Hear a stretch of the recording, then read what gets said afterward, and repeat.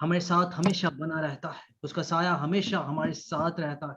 हम उस जिंदा खुदावन के आगे झुकते हैं, अपने सरों को झुकाते हैं और अपनी आंखों को बंद करते हुए खुदावन के नाम को जलाल देते हैं। जिंदा और जलाली खुदावन, रहम दिला मेहरबान खुदावन, तहा दिल की गहराइयों से हम आपकी शुक्रगुजारी करते हैं कि आपने हमें मौका दिया कि हम एक बार फिर दूर दराज से जिंदा उस्मानी खुदा मुल्क पाकिस्तान, इंडिया और दीगर ममालिक से एक दूसरे के साथ जुड़े और आपके नाम को जलाल दे। जिंदा उस्मानी खुदा रब्बुल फाज, फासलों से तो जिंदा उस्मानी खुदा हम एक दूसरे से दूर हैं, लेकिन रब्बुल फाज हम आपके खून में एक दूसरे से मिले हुए हैं, एक दूसरे के साथ हैं। हम मसीह में एक बदन है।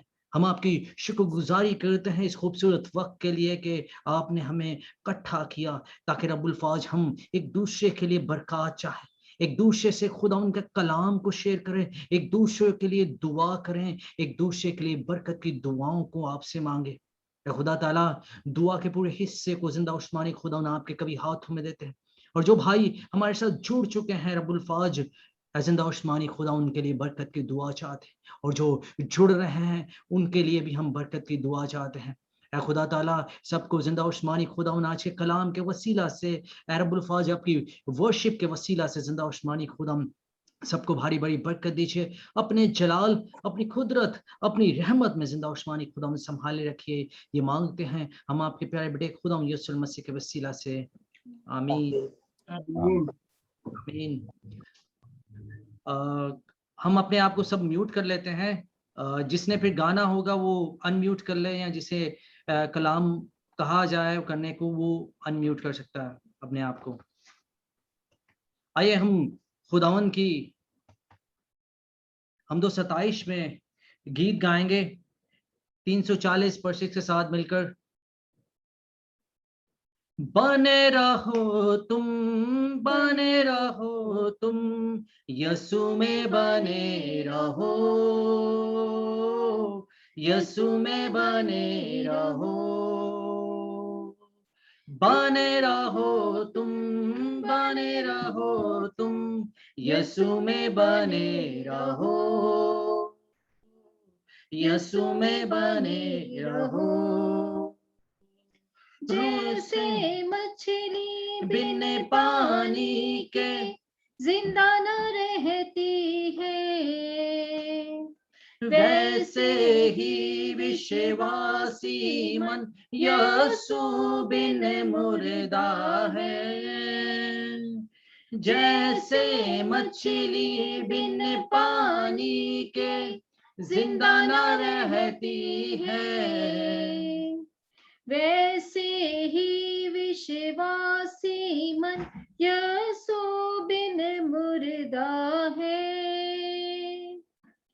कसरत की जिंदगी पाने को, कसरत की जिंदगी पाने को, यसु में बने रहो, यसु में बने रहो। जो डाली सदा फल लाती है, उसको वो छांटता है। प्यार खुदा जिसे करता है, उसको वो डांटता है। जो डाली सदा फल लाती है, उसको वो छांटता है। प्यार खुदा जिसे करता है, उसको वो डांटता है। रूहानी फलों से भरने को, रूहानी फलों से भरने को, यसु में बने रहो, यसु में बने रहो। राह के जिंदगी देने वाला तुमको बुलाता है। सुबह का तारा, नूर का धारा तुमको बुलाता है। राह के जिंदगी देने वाला तुमको बुलाता है।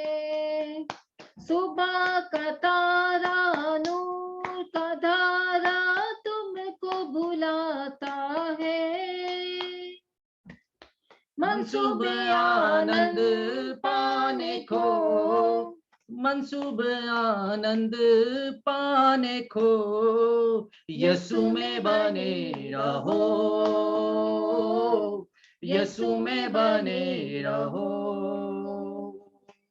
रूह में गाओ, रूह में झूमो, रूह में गाओ, रूह में झूमो, यीशु में बने रहो, यीशु में बने रहो। हालेलुया। आइए हम अपनी हमदो सताइश में आगे बढ़ेंगे और सिस्टर कंचना से कहेंगे कि वो हमदो सताइश में हमारी रहनुमाई करें। पहले छोटी सी दुआ करें।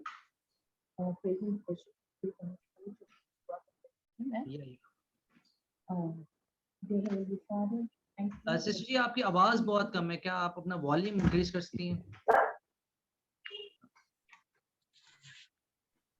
सुन रहे हैं? हाँ जी।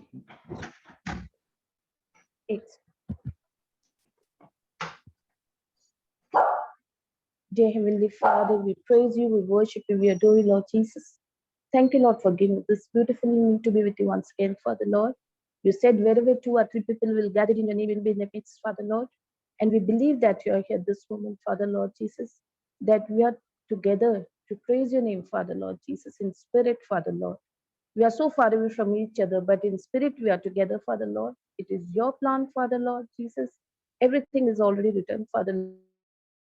Your will that this evening you have given us to praise your name, Father Lord. Father Lord, be with us, Father Lord. Forgive our sins, Father Lord Jesus, and bless us with your mighty hand, Father Lord. Thank you, Jesus. I ask this prayer in the name of the Lord Jesus Christ. Amen. Amen. पहला जो गाना मैं आपके सामने मैं 2 गाने गाऊंगी। एक है हम सब मिलके गाएंगे और आपको मालूम होगा ये काफी फेमिलियर सॉन्ग है, आवाज उठाएंगे हम साथ बजाएंगे। और क्योंकि हम सबको मिलके गाना है तो जो भी फ्री होता है अपने you are free to join me and और हमें उनको थैंक्स करना है, हम गिन गिन के स्तुति करेंगे उनके नाम की। तो सेकंड सॉन्ग जो है वो मैं गिन गिन के स्तुति करूंगी, वो गाएंगे।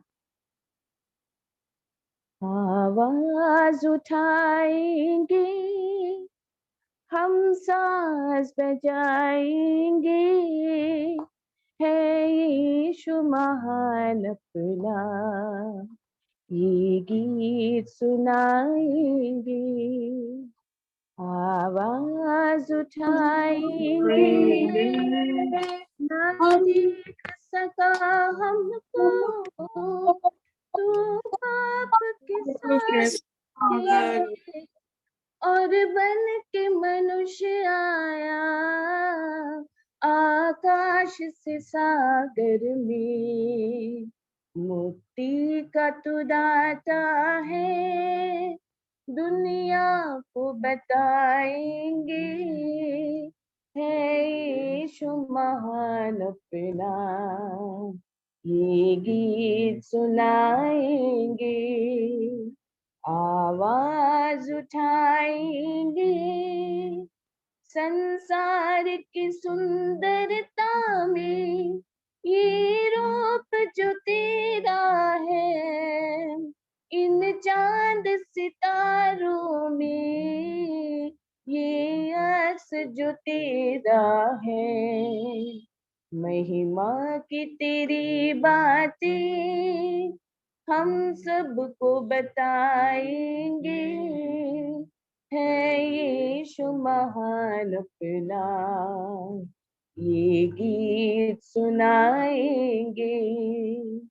आवाज उठाएंगे दिल तेरा खजाना है, एक पाक मोहब्बत का था पा न सका कोई, सागर है तुल्फत का, हम तेरी मोहब्बत से दिल अपना सजाएंगे, है यीशु महान अपना, ये गीत सुनाएंगे, आवाज उठाएंगे। अभी हम गाएंगे गिन गिन के स्तुति कर, गिन गिन के स्तुति करो, बेशुमार तेरे दानों के लिए। अब तक तूने संभाला मुझे, अपनी बाहों में लिए हुए। अब तक तूने संभाला मुझे, अपनी बाहों में लिए हुए। गिन गिन के स्तुति करो, तेरे शत्रु का निशाना, तुझ पर होगा ना सफल। तेरे शत्रु का निशाना, तुझ पर होगा ना सफल। आँखों की पुतली जैसे वो रखेगा तुझे हर पल।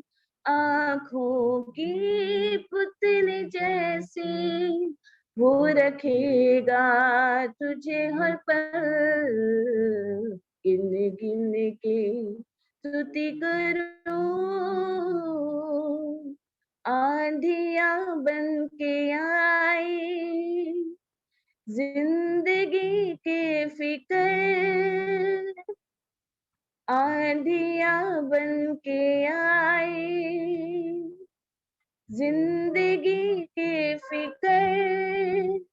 कौन है तेरा खेवनहारा, है भरोसा तेरा किधर। कौन है तेरा खेवनहारा, है भरोसा तेरा किधर। गिन गिन के स्तुति करो, आए तुझे जो मिटाने, वे शस्त्र होंगे बेअसर। आए तुझे जो मिटाने, वे शस्त्र होंगे बेअसर। तेरा रचने वाला तुझ पर रखता है अपनी नजर। तेरा रचने वाला तुझ पर रखता है अपनी नजर। गिन गिन के स्तुति करो, बेशुमार तेरे दानों के लिए। अब तक तूने संभाला मुझे, अपनी बाहों में लिए हुए। अब तक तूने संभाला मुझे, अपनी बाहों में लिए हुए। गिन के स्तुति करो। प्रेज द लॉर्ड सिस्टर जी, आपकी बहुत खूबसूरत आवाज है। खुदावन इसी तरह आपको अपने नाम, अपने जलाल के लिए जो है दुनिया भर में इस्तेमाल करे। आइए हम शुक्रगुजारी के लिए दुआ करेंगे। भाई अल्बर्ट के साथ मिलकर हम शुक्रगुजारी की दुआ करेंगे।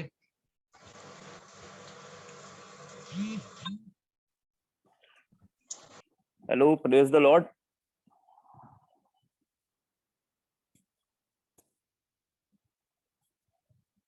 आइए एक बार फिर से खुदावन के हजूर झुकेंगे और अपनी आंखों को बंद करेंगे और खुदावन की शुक्रगुजारी करेंगे इस वक्त के लिए, समय के लिए कि जो खुदावन ने हमें इस ऐप के जरिए से जोड़ा है। खुदावन की शुक्रगुजारी करेंगे कि वो हमारे दरमियान मौजूद है। आइए अपने सरों को झुकाइए और अपनी आवाजों को बुलंद कीजिए। उस महान खुदावन का जो आसमानों के आसमान पर तक नशी है, खुदावन का शुक्र करें।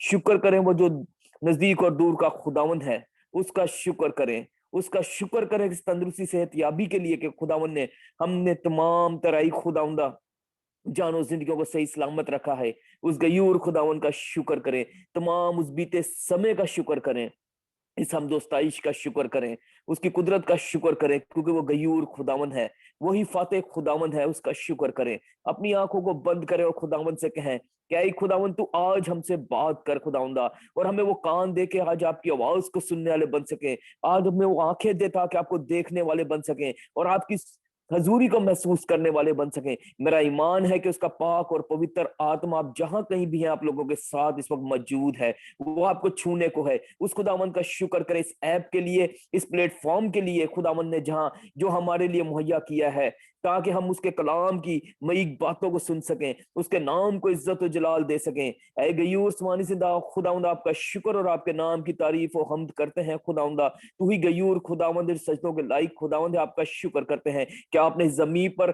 इस रोए जमीन पर हमें जिंदा खुदा के मानने और उसके पैरोकार, उसकी बंदगी करने वाला बनाया है। ऐ खुदावंद, आपका शुक्र करते कि ना उन गैर मबूदों की जो मट्टी के ढेर के नीचे याबूद पड़े पन्ने हैं खुदावंदा, जो इंसानी जान के सहारे पे है खुदावंदा, पर हमारा तवक्कल आप पर है खुदावंदा, आप ही हमारा सहारा हुआ है खुदावंदा। हम आपका शुक्र करते हैं खुदावंदा, शुक्रगुजारी करता हूं तमाम जानो जिंदगियों के लिए है खुदावंदा, जिन्हें एक बार फिर से सही सलामत पाया है खुदावंदा, जो आपके हुजूर झुके हुए हैं खुदावंदा, अपने इन तमाम बेटी बेटों को छूना है, भारी बरकत अता फरमाना है खुदावंदा, ताकि आज एक बार फिर हमारा यहाँ इकट्ठा होना है खुदावंदा, यही खुदावंदा हर एक जाओ जिंदगी के लिए और आपके हुजूर मकबूल हो और बाइज़ बरकत हो है खुदावंदा। ऐ गयूर खुदावन, मैं शुक्रगुजारी करता हूँ तमाम तर हमदोस्ताइश के लिए है खुदावंदा, और खुदा शुक्रगुजारी करते हैं खुदावंदा उस आज तमाम तर जानो जिंदगियों के लिए खुदा हमदोस्ताइश करने को है, जिन्हें आप अपनी हमदोस्ताइश के लिए इस्तेमाल करने को है खुदावंदा। तो उनकी आवाजों का, उनके गलों का जुम्मा उठाना है खुदावंदा, उनके साथ उनकी मदद और रहनुमाई करना खुदावंदा, ताकि आज उनका गाना है खुदावंदा आपके हुजूर मकबूल है खुदावंदी। ऐ गयूर खुदावंद, इस इबादत के तमाम हिस्से को आपके कभी हाथों में देते हैं और उन जानो जिंदगियों के लिए भी दुआ करते हैं खुदावंदा, जो किसी वजह से आए खुदावंदा अब तक ऑनलाइन नहीं हो पाए हैं खुदावंदा, जो अभी प्रॉब्लम्स हैं खुदावंदा, तो अपने बेटे खुदा के नाम से दूर कर, ताकि वो भी जल्द से जल्द आए खुदावंदा इस इबादत का हिस्सा बनने वाले बन सके और उन तमाम बरकत को हासिल करने वाले बन सके। मांगते हैं आपके बेटे खुदा के नाम से, आमीन।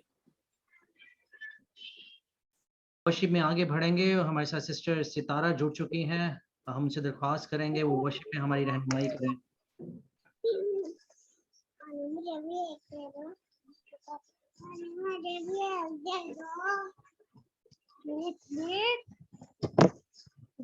बेटा मैंने अपना फोन ले ले।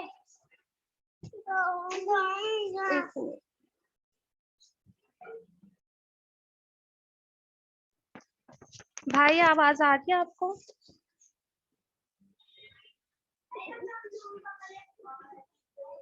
जी जी बेटा सितारा, आप वर्शिप में हमारी रहनुमाई करें।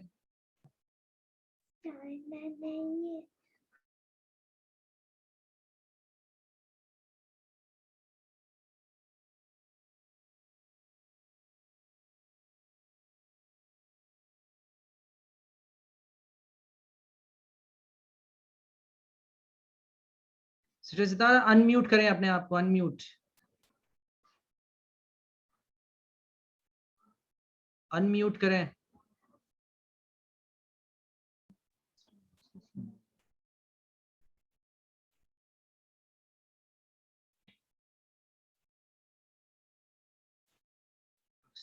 मैसेज आएगा।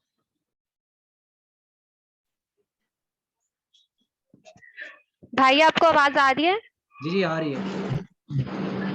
हम ज़बूर 9 गाएंगे, दाइम यहोवा यारब कायम है तक तेरा।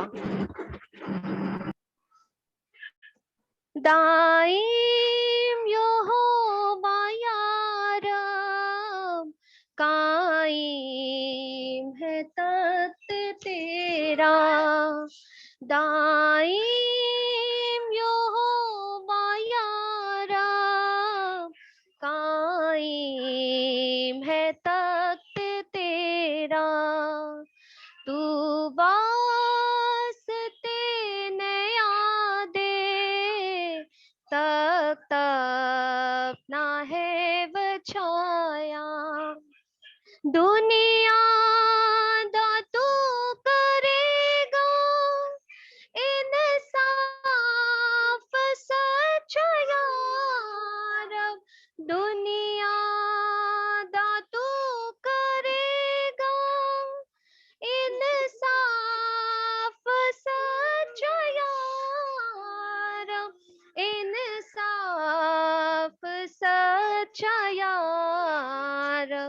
सच्चाई नाले होंदे कोमा दे फैसले सब सच्चाई नाले होंदे कोमा दे फैसले सब दाइम यहोवा यारब कायम है तख्त तेरा दुखी हारिया लई है मोहकाम का यहोवा दुखी हारिया लई है मोहकाम का यहोवा मोहकाम का यहोवा ओ ना दे दुख दे वेले है ओ ना दीपनागा ओ ना दे दुख दे वेले है ओ ना दीपनागा दाइम यहोवा यारब कायम है तख्त तेरा आमीन। आइए जो हम कलाम मुकद्दस में से बाइबल मुकद्दस में से ज़बूर 4 की रीडिंग करेंगे। ज़बूर 4 साम 4। आइए खुदावन के जिंदा और मुकद्दस कलाम में से पढ़ेंगे ज़बूर 4। जब मैं पुकारूं तू मुझे जवाब दे, आए मेरी सदाकत के खुदा, तंगी में तूने मुझे कशीदगी बख्शी, मुझ पर रहम कर और मेरी दुआ सुन ले। ए बनी आदम, कब तक मेरी इज्जत के बदले रुसवाई होगी? तुम कब तक बतालत से मोहब्बत रखोगे और झूठ के दर पे रहोगे? जान रखो कि खुदावन ने दीदार को अपने लिए अलग कर रखा है। जब मैं खुदावन को पुकारूंगा तो वो सुन लेगा। थरथराओ और गुनाह ना करो। अपने अपने बिस्तर पर दिल में सोचो और खामोश रहो। सदाकत की कुर्बानियां गुजरानो और खुदावन पर तवक्कल करो। बहुत से कहते हैं कौन हमको कुछ भलाई दिखाएगा। आए खुदावन तो अपने चेहरे का नूर हम पर जलवागर फरमा। तूने मेरे दिल को उससे ज्यादा खुशी बख्शी है जो उनको गला और मैं की फरवानी से होती है। मैं सलामती से लेट जाऊंगा और सिर होऊंगा, क्योंकि आए खुदावन फक्त तू ही मुझे मुत्तमईन रखता है। खुदावन के पाक कलाम के पढ़े और सुने जान पर खुदावन की बरकत हो। आमीन। आमीन। इससे पहले कि हम कलाम की तरफ बढ़े, हम अपने आप को कलाम के लिए तैयार करते हैं। बेटी सितारा से मेरी गुजारिश है वो कलाम के लिए कोर्स गाएं, फिर उसके बाद हम पास्टर फहाद के साथ मिलकर दुआ करेंगे और फिर भाई पीटर कैनेथ जो है वो खुदावन का कलाम हम सबके साथ शेयर करेंगे। कलाम नाज़िल कर अपनी कुदरत को जारी तो कर, कलाम को नाज़िल कर अपनी कुदरत को जारी तो कर। मुझसे बोल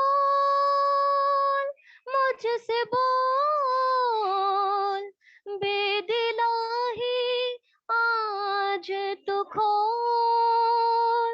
मुझसे बोल बेदिलाही आज तो खोल। कलाम को नाज़िल कर अपनी कुदरत को जारी तो कर। छांट मुझे तराश मुझे अपने खून से पाक कर। छांट मुझे तराश मुझे अपने खून से पाक कर, पाक कर, पाक कर, लहू से मुझको तो पाक कर, पाक तो कर, पाक तो कर, लहू से मुझको तो पाक कर, मुझसे बोल, मुझसे बोल, बेदिलाही आज तू खोल, कलाम को नाजिल कर, अपनी कुदरत को जारी तू कर। आमीन। आइए हम पास्टर फवाद के साथ मिलकर कलाम के लिए दुआ करेंगे। अच्छा जी, आप अपने आप को अनम्यूट कर लीजिए। Hallelujah Jesus. आइए हम सब अपने सरों को झुकाएं और अपनी आंखों को बंद करें। शुक्रगुजारी करें आज की इस खूबसूरत शाम के लिए, इस खूबसूरत वक्त के लिए। खुदावंद ने हमें दूर नजदीक से ये फजल बख्शा ताकि हम सब वहां मिलकर इस प्लेटफॉर्म के थ्रू खुदावंद की हजूरी में आए और एक दूसरे के साथ कनेक्शन में रहें, क्योंकि जहां पर 2 या 3 खुदावंद के नाम से जमा है, खुदावंद वहां पर मौजूद होता है। और हमारा ये ईमान है कि जब खुदावंद के बेटे बेटियां वहां मिलकर हम 227 पे अपने लबों को खोलते हैं, खुदावंद की कलाम की भूख को प्यास रखते हुए शिद्दत से उसका इंतजार करते हैं, तो खुदावंद का रूह जुम्बश करता है और वो अपने बच्चों को छूता है और जरूरत के मुवाफिक उन्हें रूहानी रोटी मुयस्सर करता है। हम खुदावंद के तख्त के सामने झुकते हैं, उसके नाम को मुबारक कहते हैं। हम अपने आप को खुदावंद की जिंदा आवाज सुनने के लिए तैयार करते हैं और खुदावंद के बंदा, खुदावंद के ममसू भाई पीटर को हम खुदावंद यीशु के लहू में छुपाते हैं। खुदावंद यीशु जी, हम मिन्नत करते हैं, सर से लेकर पांव तक अपने बंदा का जुमा लीजिए। और आज खुदावंद जो आपने अपने बंदा के वसीला से खुदावंद यीशु जी हमारे लिए रूहानी खुराक का इंतजाम किया है, वो हम तक पहुंचाइए। खुदावंद यीशु जी, पाक रूह जी, आप जुम्बश कीजिए, अपने खादम में से होकर हमसे बात कीजिए, हमसे कलाम कीजिए, हमारी कमियों, हमारी कमजोरियों को दूर कीजिए। खुदावंद यीशु जी,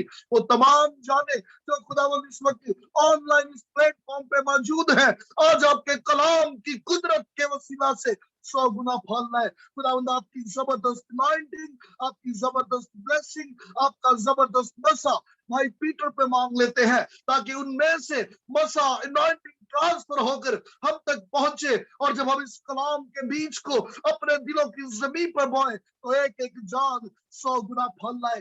तमाम जानों को खुदावंद आपके लहू में डिप करते हैं, छुइए, ब्लेस कीजिए और बड़ी बरकत दीजिए। ये सब कुछ मांगते हैं मसीह यीशु के जिंदा जलाली और कदूस नाम में, आमीन। आमीन। हम पास्टर पीटर को जो है सब अपनी तालियों में खुशामदीद कहते हैं।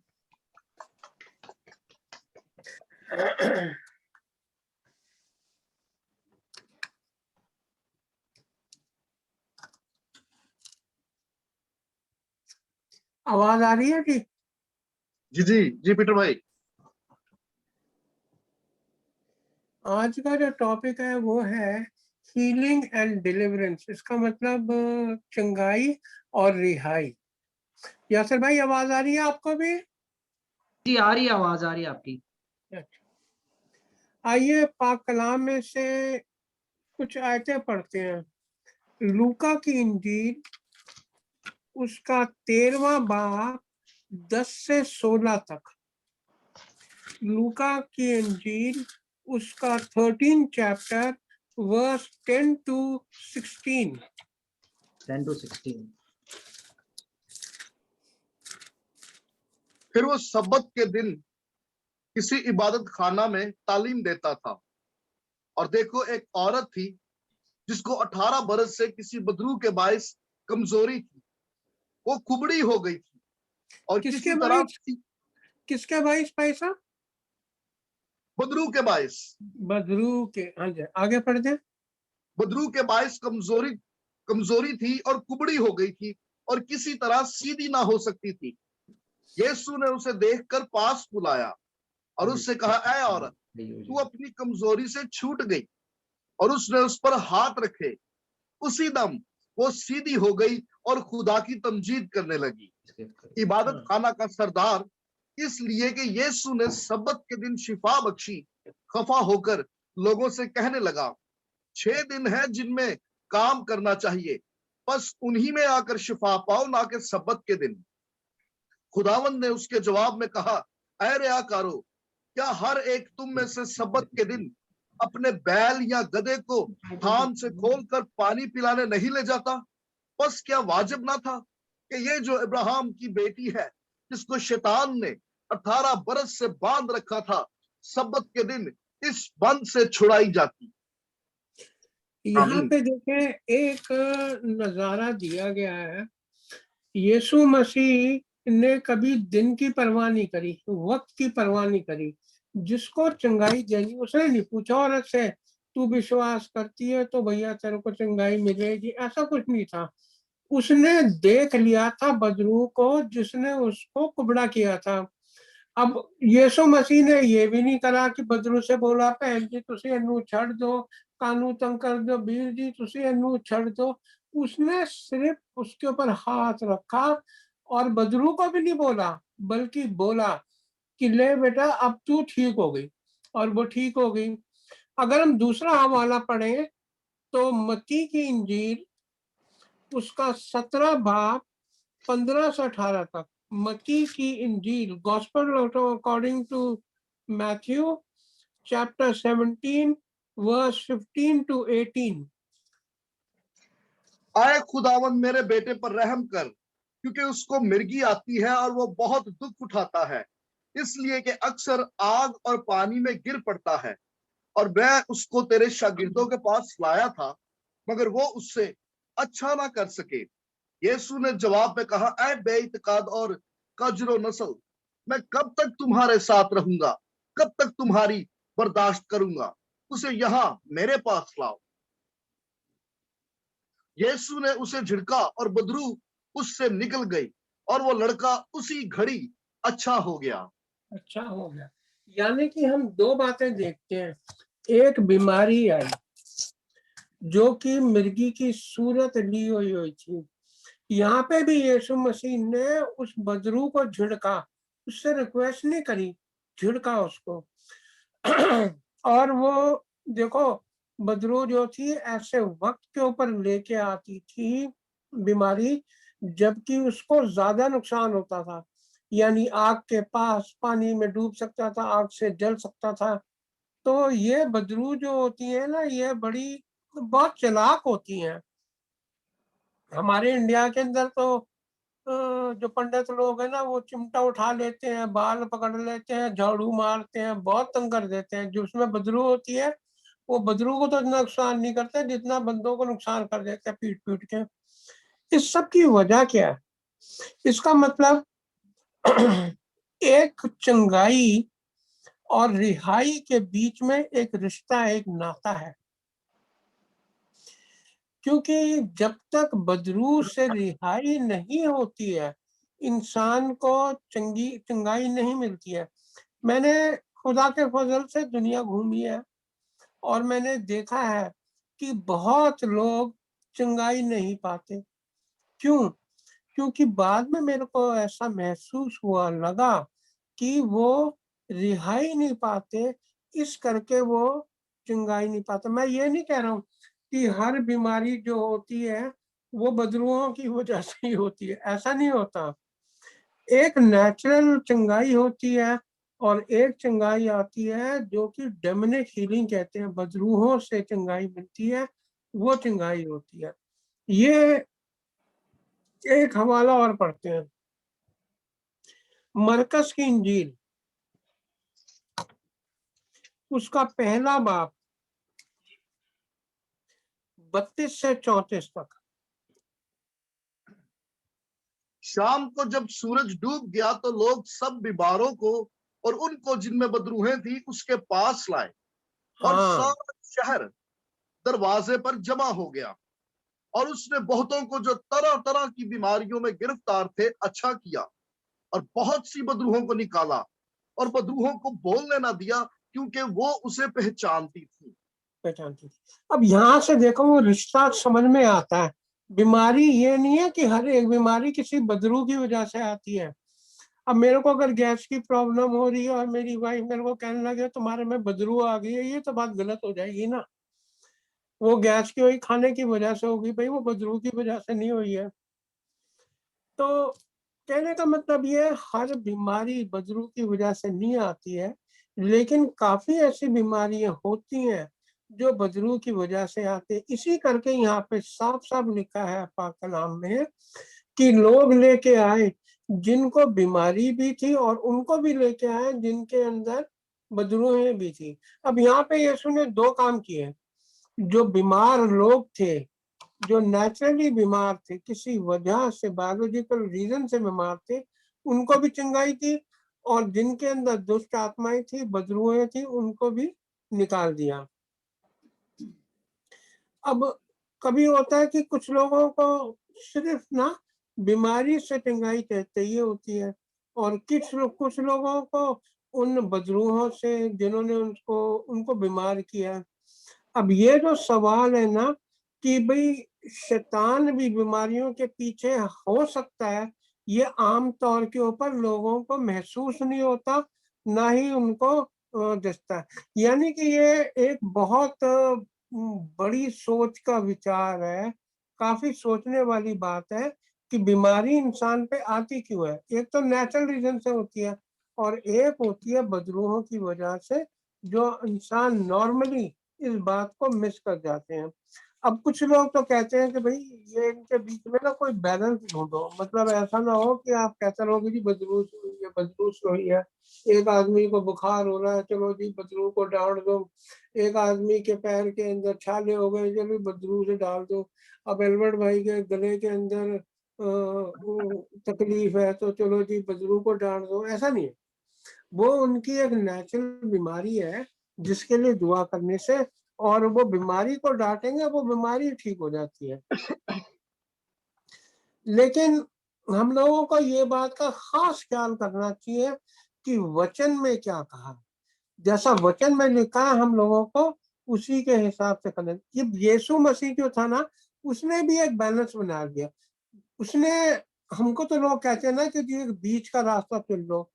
यीशु मसीह ने जो बीच का रास्ता चुना वो बहुत ही खास किस्म का था।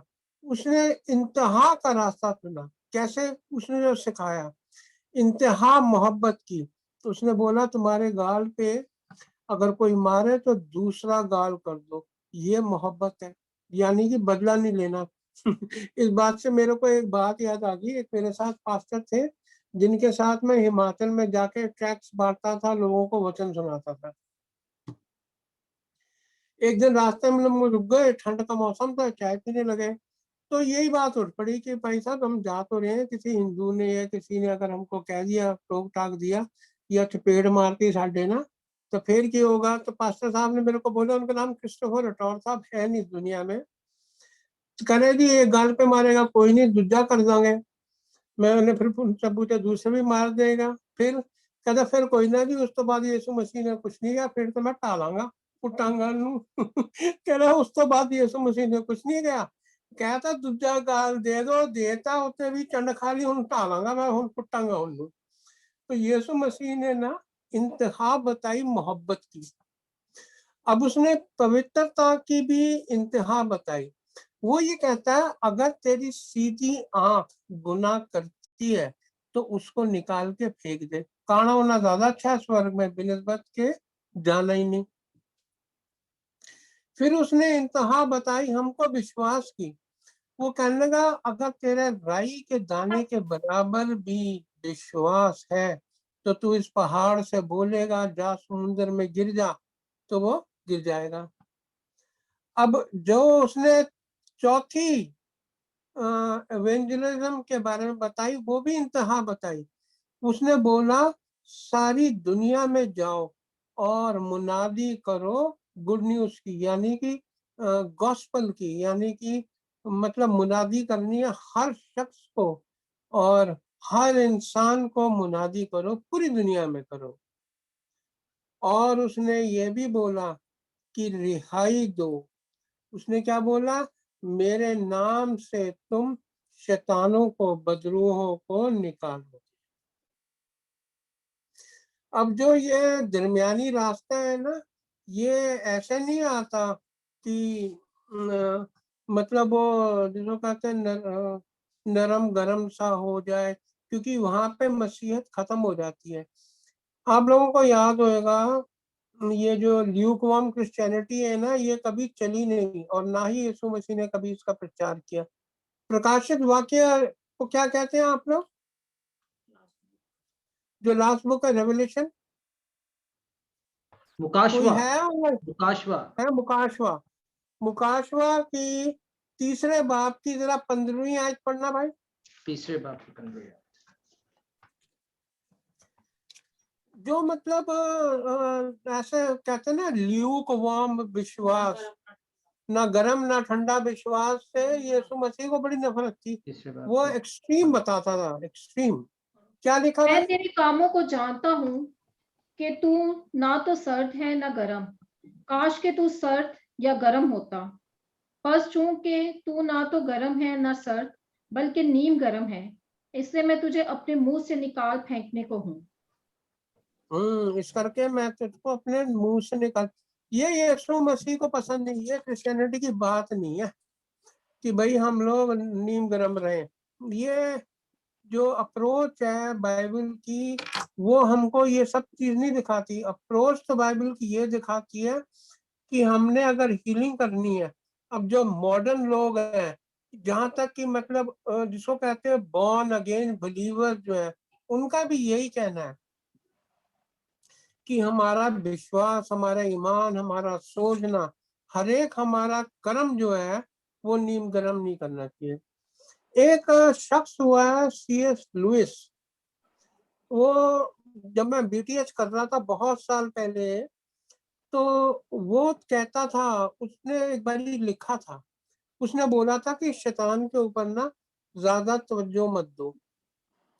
मैं कहता हूँ, मैं भी मानता हूँ इस बात के ऊपर, शैतान को ज्यादा तवज्जो नहीं देना चाहिए, लेकिन उससे मुंह भी नहीं मोड़ना चाहिए, क्योंकि उसका बहुत बड़ा आज की डेट में, पहले भी था, कि ये जो डीमंस होते हैं ना, जो ये बदरूहें होती हैं, ये इंसान के अंदर बीमारी लेके आती हैं। इनका बहुत बड़ा रोल होता है और इनको पहचानना बहुत जरूरी होता है।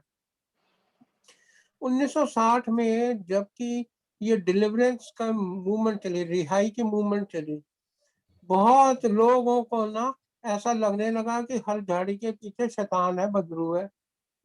अब वो टाइम ऐसा था कि नए नए ऐसे प्रचार हो रहे थे, शैतान के बारे में बताया जा रहा था। तो वो ये सोचते थे कि यार जो भी मेरे साथ हो रहा, अगर फ्लू भी हो रही है ना, यार मैं ज्यादा खाना भी खा गया तो वो भी शैतान की वजह से हो रहा है। तो ये नहीं है, ये चीजें शैतानी नहीं होती हैं, लेकिन शैतान जरूर होते हैं। और कई बारी तो वो चर्चों तक के अंदर हो जाते हैं, उनको निकाला जरूर जाता है। लेकिन अगर शैतान को देखना है तो झाड़ी के पीछे नहीं, सड़कों के ऊपर खुलेआम चलते फिरते हैं वो। आसमानों की हस्ती है वो, आसमानों में चलते फिरते हैं, घूमते फिरते हैं। अब ये अगर कहा जाए कि हम लोगों ने आखिरी प्रेयर मीटिंग जिसके अंदर हमको रिहाई के बारे में बताया गया हो, कब अटेंड करी थी? मैं ये यकीन से कहता हूँ कि आज की डेट में या हमारी नस्लों में अभी तक क्यों जो है रिहाई की प्रीचिंग कोई नहीं करता। जो आजकल के पास्टर हैं, इवेंजलिस्ट हैं, प्रॉफिट हैं, वो सारी चीजें बताते हैं चर्च ग्रोथ के लिए, फ्रेंडली इवेंजलिज्म के लिए, तरक्की के लिए, और बहुत चीजों के बारे में बताते हैं, खास तौर के ऊपर चंदे के बारे में, लेकिन रिहाई के बारे में नहीं बताते। भाई रिहाई के बारे में क्यों नहीं बताना? मेरे को गलत ना समझना, लेकिन रिहाई के बारे में बताना बहुत जरूरी है। मैं भी मानता हूँ ये बात कि ये सारी चीजें जो आज के पास्टर बताते हैं बहुत जरूरी है, ये वाकई में जरूरी है। चर्च की ग्रोथ होनी चाहिए, लोगों को तरक्की करनी चाहिए, है ना। और चंदे वगैरह के बारे में भी होनी चाहिए, लेकिन जिसकी वजह से इंसान तड़प रहा है वो क्यों नहीं होना चाहिए?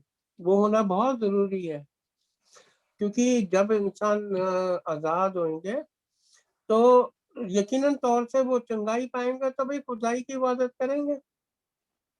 आजकल के चर्चेज जो हैं, चाहे कोई से भी हो, डिनोमिनेशनल हो, मेन लाइन चर्चेज हो, पेंटिकॉस्टल हो, कैरिस्मेटिक चर्चेज हो, लेकिन रिहाई के बारे में बहुत कम होता है। कहते हैं ना कि आत्मा से भरा हमारा चर्च है, आत्मा से भरा है तो भाई आत्मा से भरी तो बड़ी अच्छी बात है, लेकिन लोगों के बारे में तो सोचो।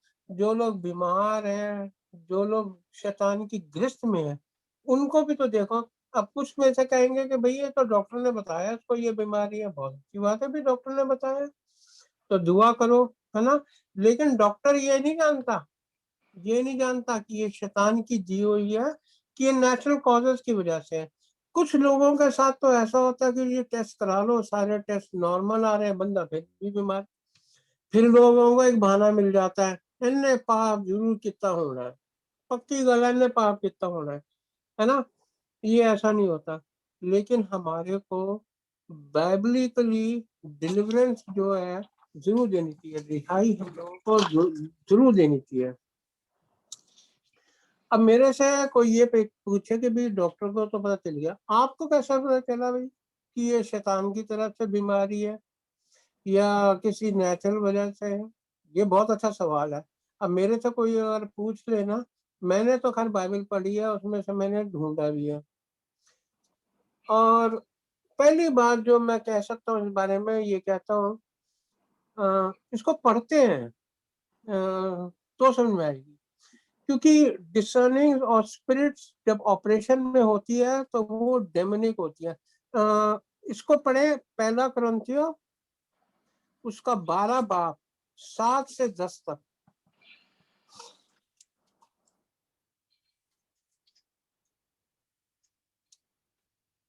पहला कुरिन्थियों उसका 12 बाब 7 से 10 तक। 5 से 6 नहीं, पहला कुरिन्थियों 12 बाब 7 से 10, 7 to 10 वर्स। लेकिन हर शख्स में रूह का ज़हूर फायदा पहुंचाने के लिए होता है, क्योंकि एक को रूह के वसीला से हिकमत का कलाम अनायत होता है और दूसरे को उसी रूह की मर्जी के मुआफिक इल्मियत का कलाम।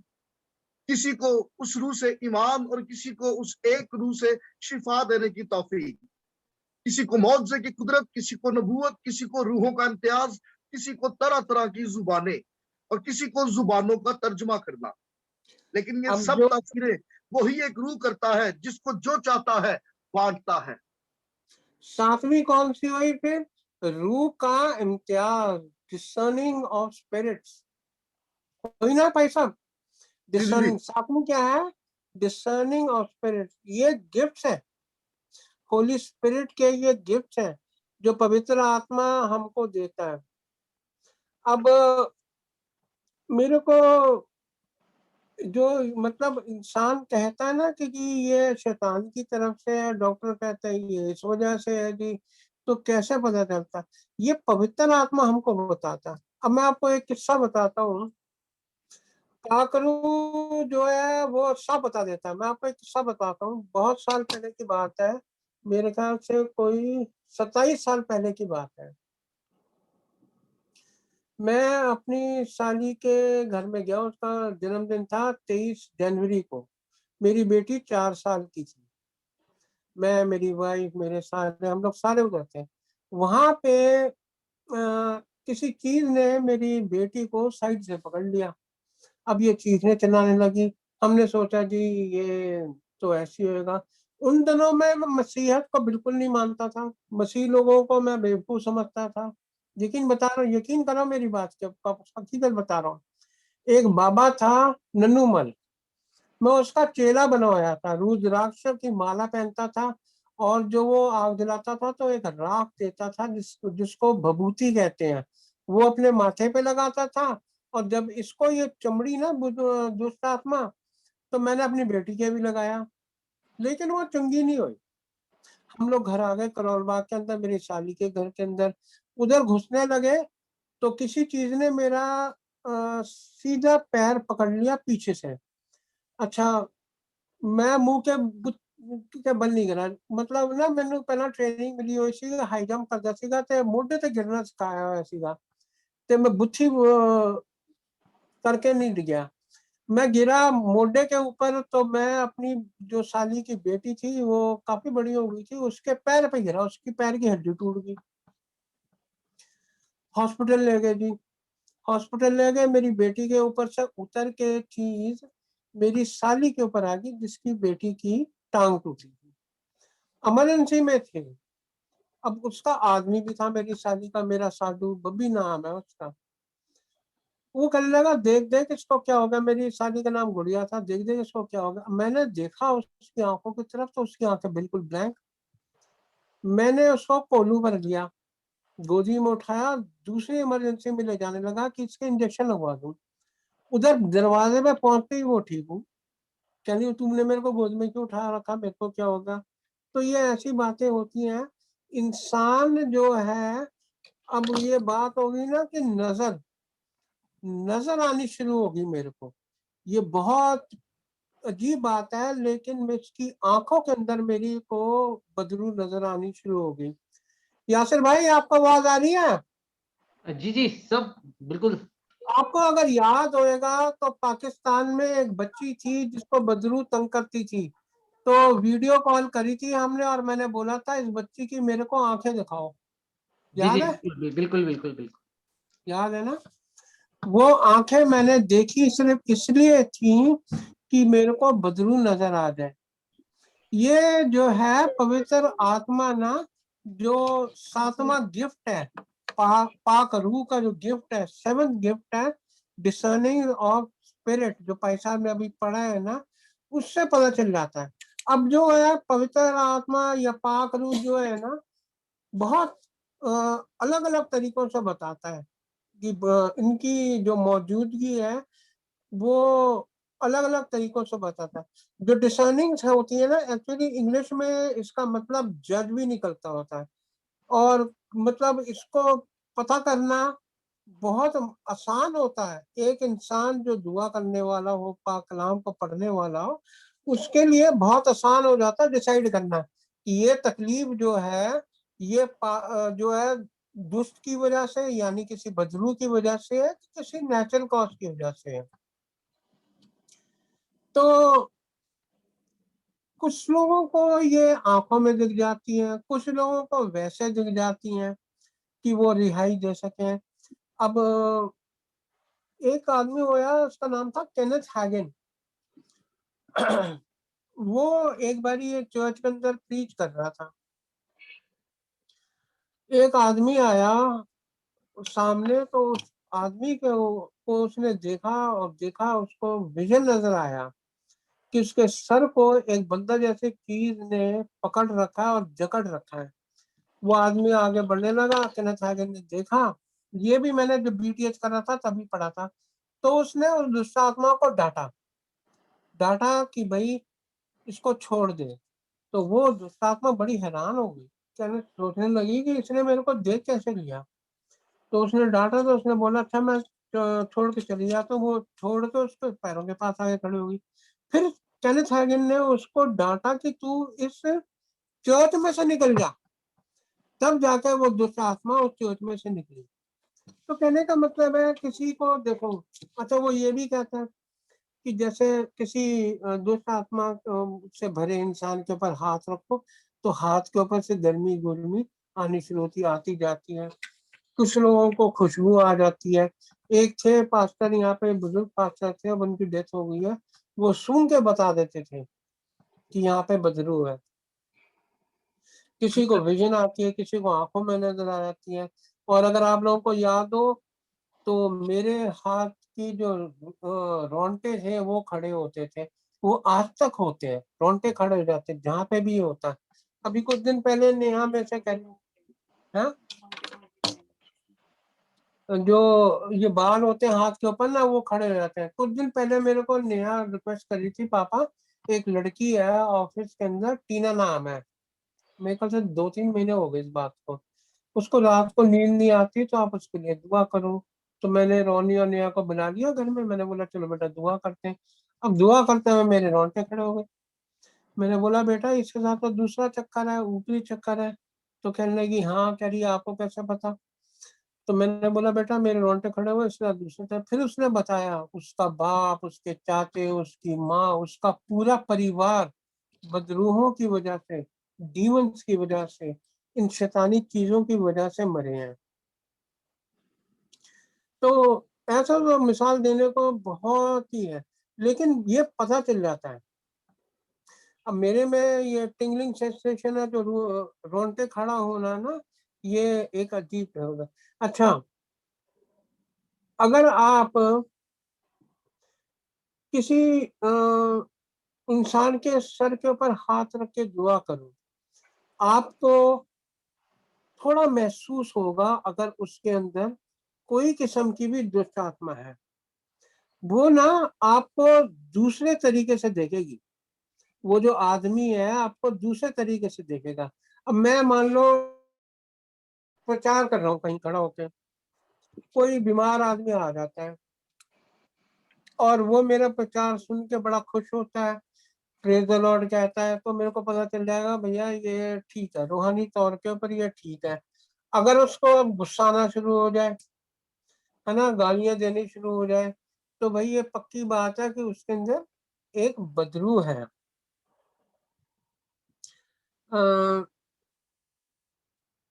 आ, ये पहली बात थी। अब दूसरी बात है कि जो ये शैतानी चीजें हैं ना, वो बीमारी के अंदर हमारी जो आत्मिक स्पिरिचुअल लाइफ, जो हमारा रूहानी जीवन है ना, उसको बीमार कर देती हैं। अब बहुत अरसे की बात है, इंडिया की बात है, हम लोग दुआ करने जाते थे। मेरे को याद है मार्था और मेरी थी, समराला के अंदर थे वो, उनके पास मैं अक्सर जाया करता। 2 बच्चियां थी, उनके बाप जो थे वो बहुत अच्छे पादरी थे, बड़े सिंपल आदमी थे। एक औरत को वो लेके आए दुआ के लिए, तो कहने लगे इनकी तबीयत ठीक नहीं रहती है, पीला पीलिया होया ठीक ही नहीं होता। लेकिन पीलिया के ऊपर, हाथ के ऊपर नीले निशान नहीं आते हैं, उसके हाथ में निशान थे। इसका मतलब मेरे को ये पता चल गया था, वो देखते के साथ ही और रोंगटे खड़े होने से ये पता चल गया था कि इस औरत को कोई शैतानी चीज भी है। अगर नेचुरल कॉजेज से होता तो जिस्म पे निशान नहीं आने चाहिए, क्योंकि हमेशा ये बात याद रखनी चाहिए हर एक इंसान को, हम मसीह लोगों को खास तौर के ऊपर, कि बीमारी अलग चीज है, लेकिन जो शैतानी ताकतें हैं ना, वो भी हम लोगों को हमेशा तंग करती हैं। अच्छा, मेरे को एक और बात याद आती है। आदरमान एक जगह है जो जलंधर के आसपास पड़ती है, एक गांव है। एक बारी एक घर के अंदर ना, आदरमान से पहले एक गांव था, तो पादी साहब मेरे को कहने लगे यार उधर जाना है, उधर जाकर प्रचार करना है, थोड़ी दुआ वगैरह करेंगे, उधर लोग बहुत बीमार रहते हैं। तो मैंने बोला ठीक है भाई साहब चलते। हम स्कूटर पे ही चले गए जी, मेरे पास स्कूटर था, सुपर बजाज सुपर, उस पे चले गए। उधर चले गए, प्रचार शुरू किया। एक लेडी थी, वो praise the Lord, praise the Lord, hallelujah hallelujah बहुत कर रही थी। तो मैंने उसकी तरफ ध्यान से देखा, मैंने सोचा कहीं ये ऐसा तो नहीं है कि ये शैतानी चक्कर हो। तभी मेरे को एकदम खुदा की रूह ने बताया कि ये तो प्रेज द लॉर्ड कह रही है, जय मसीह की कह रही है, इसके अंदर कैसे हो सकती है। जब दुआ खत्म हो गई, प्रचार खत्म हो गया, तो एक बड़ा लंबा चौड़ा सरदार आया मेरे पास, कहने लगा जी ये मेरी माँ थी और ये जो है दिमाग इसका जो है ना हिला हुआ है, तो ये कर रही थी। अब बाकी लोग सारे सो रहे हैं चर्च के अंदर, प्रचार कर रहा हूँ, बाकी सारे सो रहे हैं, एक वही उठ के चिल्ला रही है प्रेज द लॉर्ड, वचन दो जी वचन दो, बहुत अच्छा बहुत अच्छा। अब आप सोचो एक प्रचारक जिसकी पूरी जमात सो रही हो और एक ही औरत जिसका दिमाग खराब हो जो चिल्ला रही हो, तो पास्टर को कैसा लगेगा, प्रचारक को कैसा फील होएगा? बहुत अजीब लगेगा।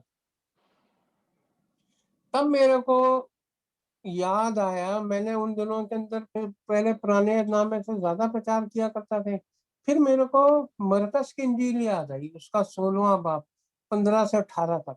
ये भी पढ़ दे भाई एक बारी। मरकस की इंजील उसका 16वां बाब 15 से 18 तक।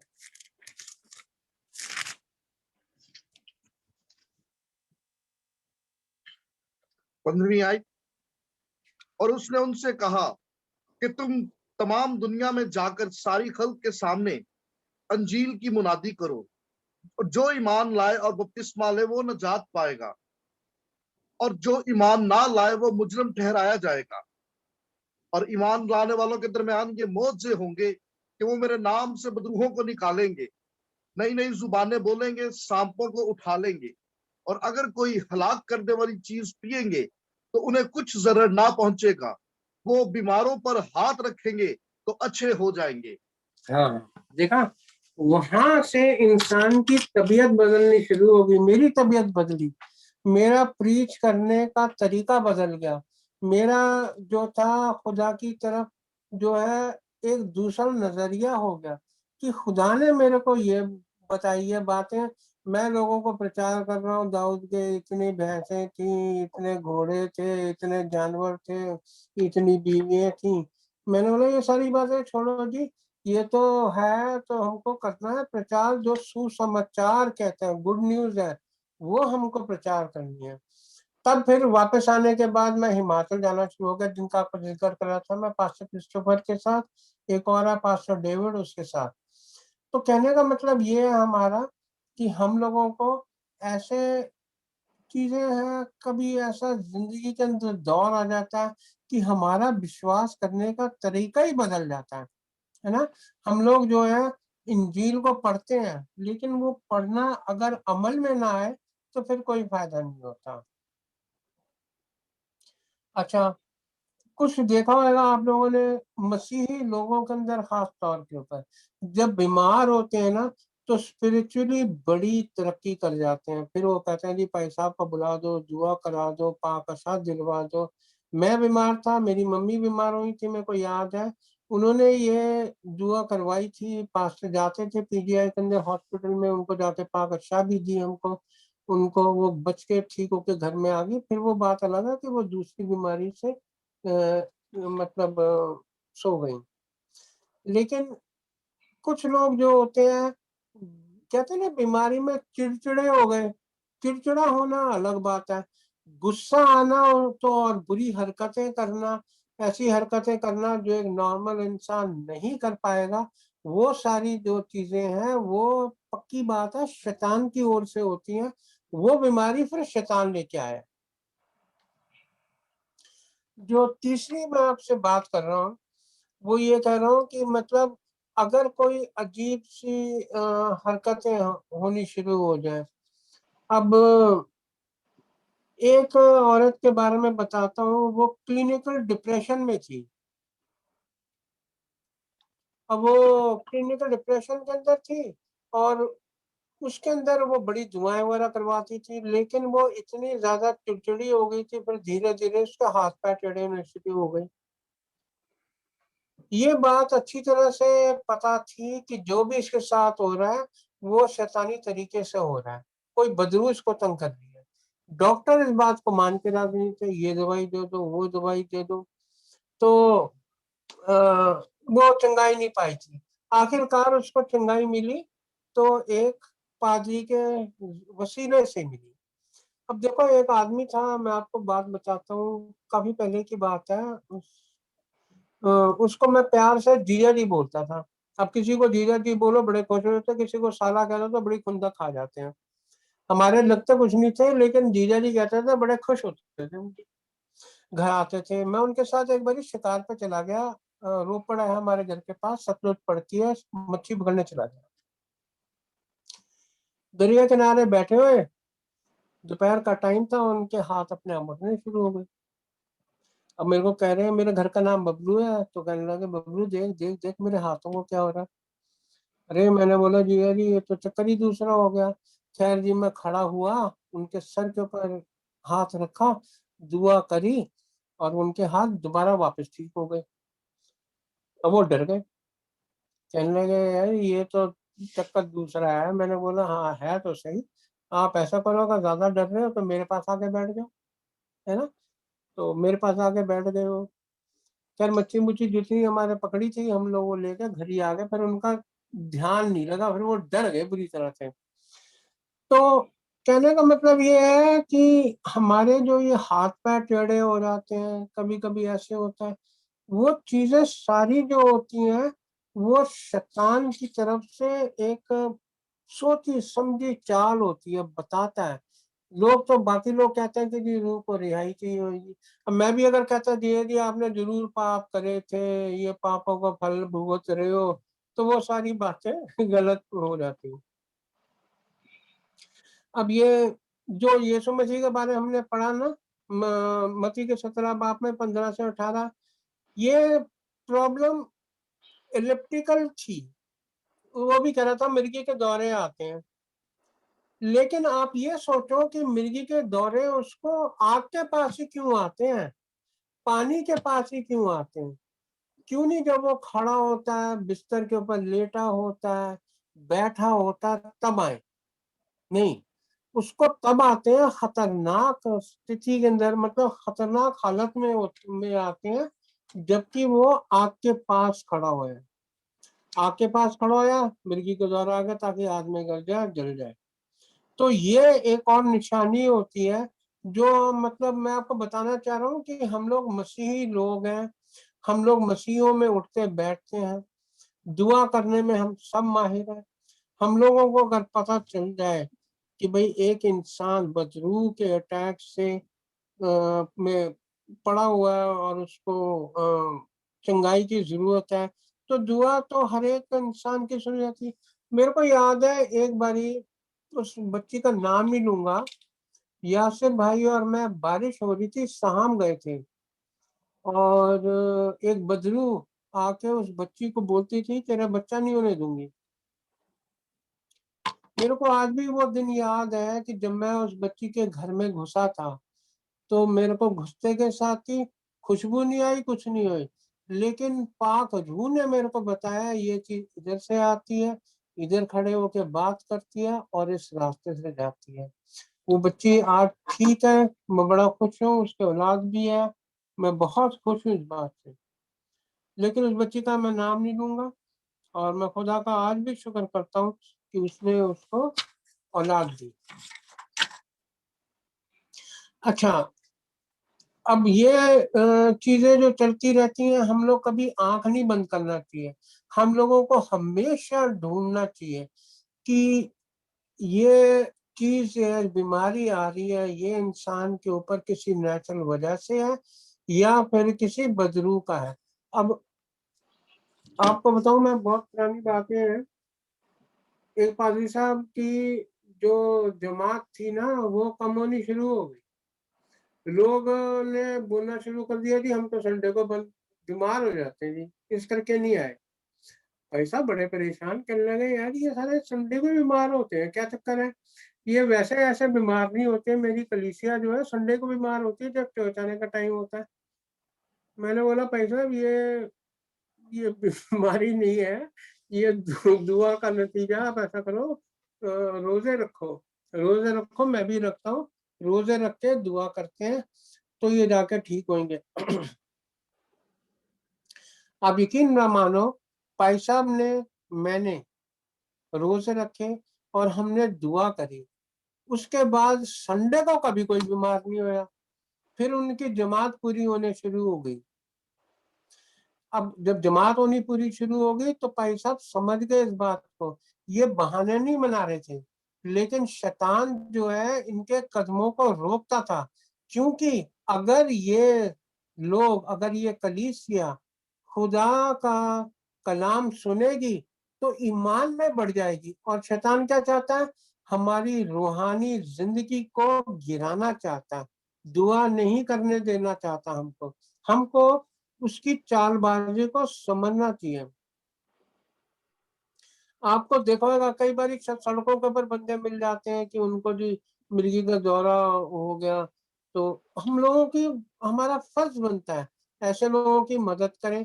आप अगर उसकी तरफ देखेंगे ध्यान से, उसकी आंखों में देखेंगे या उसके नजदीक जाएंगे, पवित्र आत्मा जिसको कहते हैं होली स्पिरिट, पाक रूह आपको कोई ना कोई मैसेज दे देगा अगर वो शैतान की तरफ से है। और मेरा तो खैर शुरू से ना शैतानों से पंगा ही रहा है, तो मैं तो इनके पीछे ही पड़ जाता हूँ हमेशा। अब एक बात मैं आपको और बताना चाहता हूँ, जैसे खुदा ने हमारे नत्नों, आदम के नत्नों में उसने श्वास दिया यानी कि सांस फूकी, तो डॉक्टर कहते हैं कि हम अगर जिंदा हैं तो हम अपनी दिल की धड़कन की वजह से हैं, लेकिन हम लोग जो रूहानी लोग हैं हम कहते हैं कि हम आत्मा की वजह से जिंदा है, सांस हमारी चल रही है उसकी वजह से जिंदा है। कभी कभी क्या होता है, बीमारी जो होती है ना, जो नेचुरल रीजन की छोड़ो, अगर शैतान की तरफ से है तो वो जो जरासीम होता है ना, जर्म होता है, वो अगर जिंदा है हमारे जिस्म के अंदर तो बीमारी रहती है। उसको जिंदगी कौन दे रहा है? वो एक बदरू दे रही है। तो वो बदरू निकल जाएगी तो वो जो चीज उस जर्म को, उस जरासीम को जिंदगी दे रही है वो मर जाएगी, और जब वो मर जाएगी हम ठीक हो जाएंगे। तो हमारे को हाथ धो के पीछे पड़ जाना चाहिए ऐसी जो ना दिखने वाली फोर्सेस हैं उनके पीछे, ताकि हमारी बॉडी जो है वो बिल्कुल ठीक काम करती रहे और हम लोग जो है हर बीमारी से मुक्ति पाए।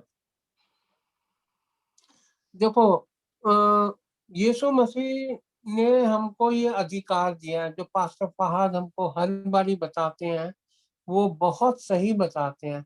लूका की इंजील का आखिरी आयत है, लूका की इंजील उसका 9वां बाब पहली 4 आयतें। लूका की इंजील उसका 9वां बाब उसकी पहली 4 आयतें।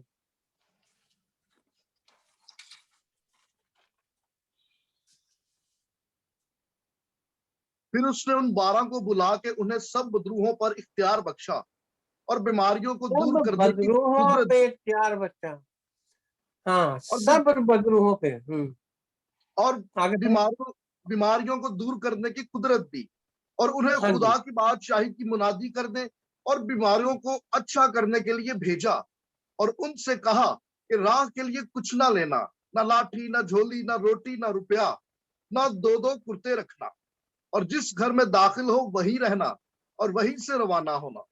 बस यानी कि देखो यीशु मसीह ने खुद तो ये सारे काम किए हैं, हमको भी इन चीजों के ऊपर अधिकार दिया कि हम बदरूहों से तो निकाले ही निकाले, लेकिन बीमारों को भी चंगा करें। 10वें बाप की 15 आयत पढ़िएगा भाई साहब, 10वें बाप की 15वीं आयत। ऐ कफरनहूम, क्या तू आसमान तक बुलंद किया जाएगा? नहीं, बल्कि तू तो आलमे अरवा में उतारा जाएगा। जो हाँ, तुम्हारी सुनता है वो मेरी सुनता है, और जो तुम्हें नहीं मानता वो मुझे नहीं मानता, और जो मुझे नहीं मानता वो मेरे भेजने वाले को नहीं मानता।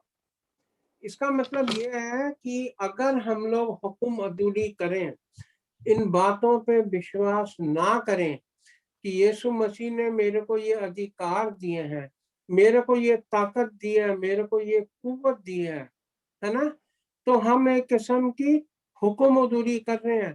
फिर हम यीशु मसीह के बताए रास्तों पे नहीं चल रहे हैं, हम फिर यीशु मसीह के हुक्मों को नहीं मान रहे हैं।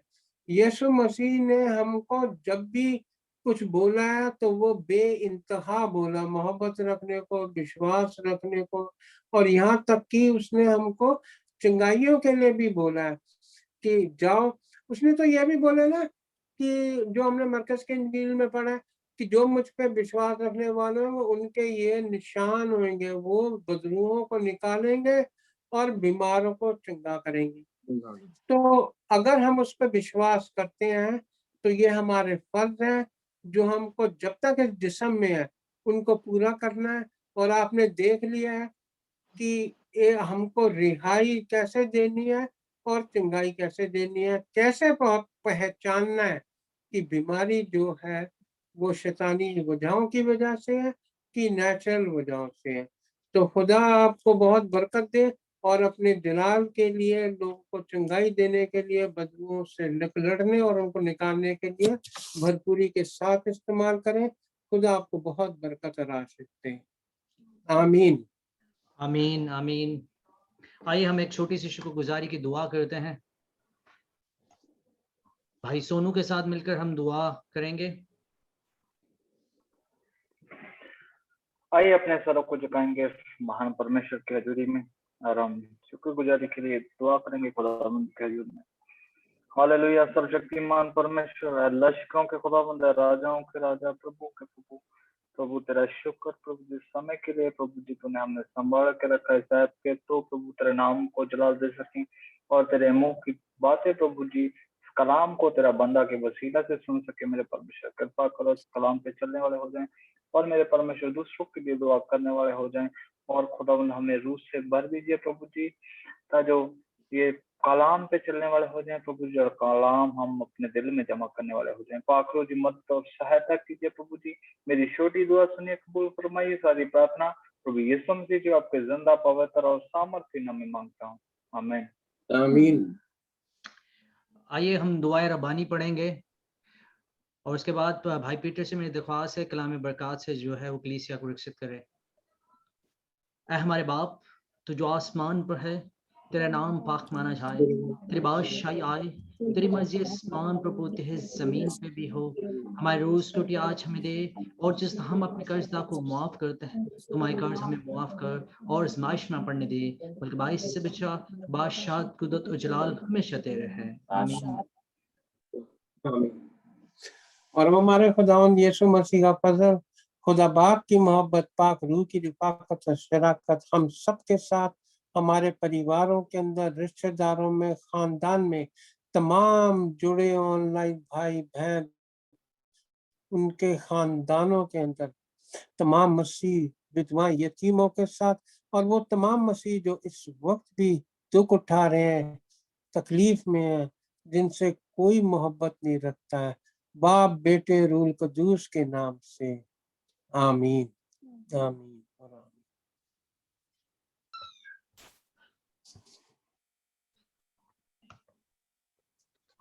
गॉड ब्लेस यू पीटर भाई, गॉड ब्लेस यू। मैं सबका तहे दिल से शुक्रगुजार हूँ। आज हमारे साथ जो है इंडिया से जो है सिस्टर कंचना और बहुत सारे लोग जो है जुड़े हैं। मैं सबका तहे दिल से शुक्रगुजार हूँ। और थर्सडे में हमारी जो है प्रे नाइट होती है, जिसमें हम सिर्फ दरख्वास्तों पर प्रे करते हैं। जो भी रिक्वेस्ट जो है प्रे रिक्वेस्ट हमें रिसीव होती हैं, हम पूरे हफ्ते उनके लिए दुआ करते हैं और फिर थर्सडे में जो है हम मिलकर जो है उन दुआओं को खुदावंद के आगे रखते हैं जूम मीटिंग के जरिए। तो आपसे दरख्वास्त है जो भी विलिंग हो वो हमें ज्वाइन कर सकता है।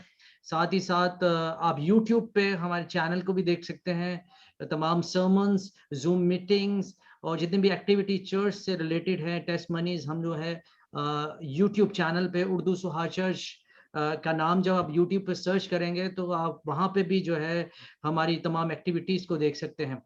तो मैं तहे दिल से तमाम लोगों को शुक्रगुजार हूँ, तमाम बहनें भाइयों का जिन्होंने हमें ज्वाइन किया, ठीक है। और उम्मीद करता हूँ कि नेक्स्ट वीक हम फिर इसी तरह आपस में मिल बैठेंगे और खुदावन के नाम को जलाल देंगे। आज हमारे साथ सिस्टर सितारा जुड़ी थी, उन्होंने वर्शिप की। सिस्टर कंचना जो है उन्होंने वर्शिप की। उम्मीद करता हूँ कि हम इसी तरह वर्शिप भी जो है वो करते रहेंगे और खुदावन के नाम को जलाल देते रहेंगे। God bless you all. God bless you. God bless you. Take care. Peter भाई बहुत अच्छा कलाम था, खुदावन आपको बरकत दे। और मैं भी इस चीज का जानता हूँ कि जब हम बैटल में होते हैं तो हमें मालूम होना चाहिए कि हमारे दुश्मन की जो है क्या स्ट्रेटेजी है, किस तरह वो हमें घेर सकता है, किस तरह पकड़ सकता है और किस तरह हम उसको हैंडल कर सकते हैं। तो आप अगर पीटर भाई से बात करना चाहते हैं तो आप कर सकते हैं बात। Praise the Lord. Praise the Lord. जय मसीह की। कैसी हैं आप? कांचना की सिस्टर बोल रहे हो? हाँ जी। कैसी हैं आप? ठीक है? ठीक है। सबको जय मसीह। प्रेज द लॉर्ड सिस्टर जी, आपका नाम विनी जॉन जो है वो दिख रहा है। हाँ जी। हम आपको खुशामदीद कहते हैं और थैंक यू भी कहते हैं। ओके। हमारे साथ सिस्टर चंदा भी जुड़ी हुई हैं, ठीक है, उनका भी हम तहे दिल से शुक्रगुजार हैं। वो थर्सडे पे में ज्वाइन करती हैं। Okay. Okay, God bless you all. मैं मीटिंग को एंड करता हूँ। आप दुआओं में याद रखें हमें भी, हम भी आप सबको दुआओं में याद रखेंगे। जरूर जरूर। God एक bless you. Second, God bless you. God bless thank you, God bless एक second brother. You. Yes yes yes. हाँ, मेरी बेटी मिलना चाहती पास्टर से। बोलिए। Hello Doi, God bless you बेटा Doi. Hello, uncle. How are you? Hello, auntie. I'm Praise fine God. बेटा, doing well by the grace of God, all is well. Can you hear me? हाँ डोई, पीटर भाई आप अपने आप को अनम्यूट कर लीजिए। सिस्टर जोई को बोलो प्रेज एंड वर्शिप करने के लिए। yes. Lord. Next week you join us, then we will all hear to your lovely voice. The way you Well, sing in the definitely, church. definitely, well, definitely. जो भी एक sister ने गाना गाया था वो भी बहुत अच्छा था। छोटी सी बेटी हाँ, बेटी सितारा। अच्छा सितारा। गाई। हाँ सितारा। अब उसके लग गया सितारा के, नेट लग गया सितारा के। जी जी जी, सितारा के वहाँ पे नेट लग गया। Very good, very good. चले, गॉड ब्लेस यू ऑल।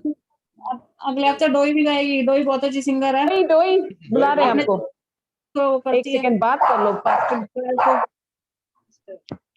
एक सेकंड। ये वही घर है जहाँ पे मैं आया था। नहीं नहीं हाँ ये तो हाँ, अच्छे से याद है। ये वही घर है ना जहाँ पे वो पेपर चिकन खाया था, वही घर है। घर वही है। हम ये वाला घर? नहीं घर नहीं बदल- नहीं, हमने चेंज कर लिया, शिफ्ट कर लिया। अच्छा शिफ्ट कर लिया। हाँ, लास्ट मंथ अप्रैल में एक्चुअली। अप्रैल। अच्छा अच्छा, मुझे तो ये दूसरा लग रहा। अभी चलो रिसेंटली। डोई, गॉड ब्लेस यू बेटा। God Thank bless you you so much, बेटा, aunty. Take Thanks so much. Care. Next week जरूर हमें अपना एक सुनाना गाना, ठीक है? Definitely, definitely. God bless you, God bless. Thank you, auntie. Thank you so much.